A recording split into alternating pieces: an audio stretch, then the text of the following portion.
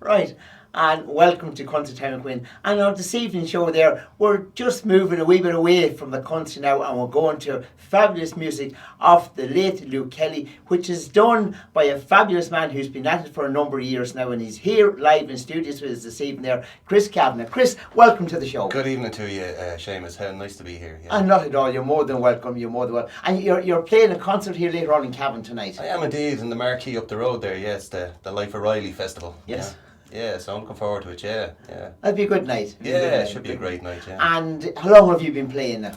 Well, I suppose I started on the piano when I was about 3. There was a piano in the house at home, and I just kind of picked music up by ear. And for years then I was playing with cover bands and rock bands and playing the keyboards and things like that. But I suppose about 12 years ago, when the tribute boom came out, there was a lot of ABBA bands and Beatles bands, but I'd seen a documentary on Luke Kelly on RTE, and it sparked something within, I suppose, and I took up the long neck 5-string then to do that tribute. It's great music, and I suppose it brought me back to years before when I was growing up. There was always a Dubliners album in the house, and every Sunday, it was played, and that kind of music just gets into your blood. So yeah, it's always been there, So I love it. Yeah. It's fabulous music now, and when the Dubliners were going and Luke was all with those, it was brilliant. Absolutely. Unfortunately, he went at a very young age. He did, yeah. He's a huge loss to the world of music, Luke.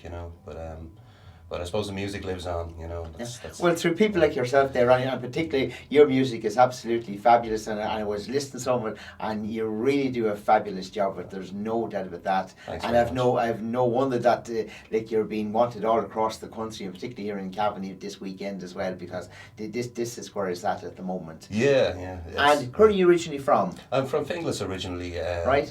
Yeah, and I'm living down in Offaly now for the last 10 years. Love the country life, quiet life, but I'm still up and down all the time visiting and Sure, it's only at the moment when the roads have gone now, it's only a short journey to travel. There's no doubt about that, and it's great to be able to get around, and you travel a good journey all across the country. I do indeed, I love driving too, so it's I suppose that's a help, That makes all the difference. It does, but I suppose Offaly, that was part of the plan, really, that it's so central, the Midlands, you're close to everywhere, so it's handy in that regard, And I see you've got the banjo with you. Maybe we can hear a tune from you at the moment, whenever you feel like giving us, throwing us one there. What would you like to do first? Well, I suppose one of the most my most favourite Luke Kelly song was taught to him by his grandmother. He was only a little fella, and it's a beautiful old Scottish song, but it's I suppose a song of great significance because it was the last song he ever sang too. So it's called the Night Visiting Song. So perfect. Yeah, sure. Don't be shy now, Seamus. You can join in. You want to sing it now? I don't know. I don't want to disrupt our audience. You sing away into the camera there.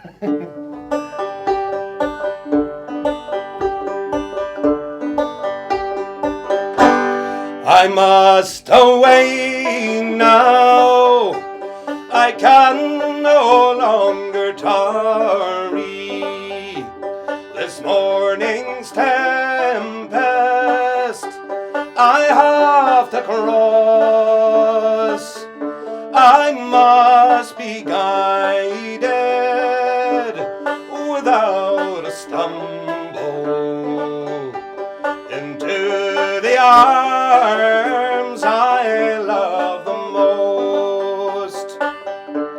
And when he came to his true love's dwelling, he knelt down gently upon a stone, and through her window he's whispered lowly, is my true lover within at home?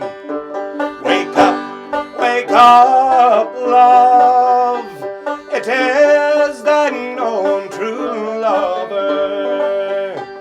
Wake up, love, and let me in, for I am tired, love, and oh so weary, and more than knee drenched to the skin. She's raised her off her down soft pillow. She's raised her up and she's let him in, and they were locked in each other's arms until that long night was past and gone. And when that long night was past and over, and when the small clouds began to grow, he's taken her hand and they've kissed and parted. Then he saddled and mounted and away they'd go. I must away now, I can no longer tarry. This morning's tempest I have to cross. I must be guided without a stumble into the arms I love the most. Absolutely. Thanks very much. Brilliant. Oh, no problem at all. And you do a fabulous job on that. Thank you. God almighty. I look forward to the concert later on. Yeah, I'm looking forward to it too. Yeah. No doubt about that. And that was the last song you're saying that Luke sang. Yeah, that was the last one he ever sang, and probably one of the first ones he ever learned. So yeah, it's. I don't wonder that he song. become a legend, with people out there, because his what he put into it was just something else. He is something different, and people like yourself come on to you're keeping that alive as well. Yeah, I think it's the kind of music. It's never going to go away, and we've been over to Germany and all across Europe. The people, they love the Irish music. It's very much, I suppose, taken for granted over here, but for Luke's material, I suppose he's an icon at this stage and a legend, and it's people do love the music still, and it's a younger generation out there that's certainly into it too. It's great to see them. No doubt about that. No doubt about that. And in fact, and the young people, all ages, they really love that music. And I've no doubt even seen it across Europe as well, and particularly your state, Germany, and the other countries as well too. They love that. They do indeed. Really love that. I mean, it was I was sitting at home one evening there, and I got a call from John Sheehan from the Dubliners, and he says, "Chris, is there any chance you could stand in with us, for a tour in Germany for 2 weeks?" And I was delighted with me. So it was like winning the musical lottery for me, So I went over, and the lads were great, fantastic, and all gentlemen, and John as well, fantastic musicians. So for me, it was a dream come true, So I've gone back to Germany since now. They're lovely people over there. It's great to see that I've actually stood alongside the Dubliners and played with them, because it really adds to your thing as well too, and it really helps you along. People will actually see you out there, and it makes such a difference. At what age did you first would you be hear the Dubliners or come across the Dubliners? Oh, only when I was a little fella. Growing up.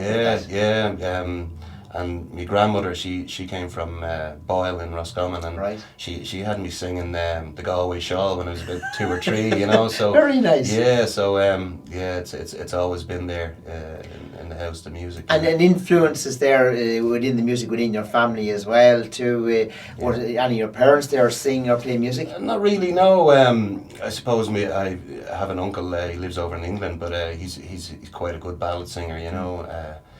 Christy Kettle is his name, and there's my grandmother then was a great singer too, you know. But apart from that, no, there was nobody else. That's what it is. The singing there is coming through, Yeah. and you're saying that Luke Kelly would have been certainly an inspiration and for yourself too. Any other people that would have actually kind of that you would have kind of looked back on and said inspired you along the way? Yeah, I suppose there's a lot. I mean, I've listened to so much different types of music over the years, but folk, I think, is my favourite genre of music, you know. But I mean, you know, there's other bands that I would have loved through the years, like the Eagles, and you know, the Gypsy Kings, you know. Yeah, but there's so many brilliant singers and musicians in the world, you know. But yeah, certainly there would have been the highest influence for me would have been Luke and the Dubliners, you know. It is. And there again too, like, you know, the Dubliners are like, they're fairly old and kind of like government mighty, like, you know, and they are kind of just fading away. And unfortunately, and it's great to see someone like yourself coming along here and we're keeping that alive, because it is fantastic, and there's a revival out there because nobody ever wants to lose that. And next year is the anniversary, I think. Yeah, the 30th of January is Luke's 30th anniversary, you know, and we're going to do something special for that, you know. We've a few concerts planned. We're going to do a show in Vicar Street in Dublin, and the Everyman Palace Theatre down in Cork, and probably you know, there'd be a good run of shows around then, you know. We're back here in Cavan actually in December. All right. Yeah, we're in Baileyborough. Right, in the Bailey Hotel. Bailey Hotel. Yes, yeah, very yeah. good. I think it's on the 27th or something. So. Because I have to just say a big thanks anyway to Michael Hines, and Michael, he's a great man, great one to promote bands as well, and thanks for all your help, Michael, as well too, and you put me in contact with Chris here as well. Yeah, absolutely, Michael's a gent. Yeah, he's a gent. He's a gent. All right, class act. No doubt about that. No doubt about that. And albums. You have an album out there? Yeah, having I suppose people have said to me over the years, you know, DSL CDs, and for a long time we didn't, you know, but they were looking for Luke's material. I don't know, maybe it was just for comparison or whatever, you know, but I just felt that there was no point in recording Luke's material because, you know, nobody's going to do it better than the original, and it's one thing doing it live, but to go in and record them is unless you're going to do something different with them, that, you know. But yeah, sure, myself and my wife are songwriters too, so very good. So we put together a full album of original stuff, and some of the lads from the band have one or two songs on it too. So yeah, it's nice to do your own thing as well, you know. But there's a heavy influence, I suppose, of the Dubliners and Luke, and a lot of the songs, you know, they're very much along a folky traditional line. Yes, you know, so, I know. Yeah. And is it harder to follow on, say, from the like of Luke's, they can know you're doing the stuff there, but to even bring new material as well in? Yeah, I suppose we don't really, we keep them separate, you know. Anytime that we're doing go out with the Legend of Luke Kelly, it's really all Luke material, Luke stuff, you know. Yeah, and you know, the original stuff then is kept separate. You know? But funny, the main track on the album, it's a song called "Voice of the People," and it's actually a song that we wrote about Luke, you know. And his brothers and sisters, they come to see us in the Dublin shows, you know. So the likes of the Civic Theatre and Tala and places like very that. Nice. They're lovely people, but they said we hit the nail on the head with the song, you know. That it's I suppose there's been a lot of songs written about Luke over the years, and good songs too. Yes. But this one is different. It's just it's written from Luke's perspective on how he saw his own life, you know. I know. Yeah. So we named the album "The Voice of the People," you know, in his honor.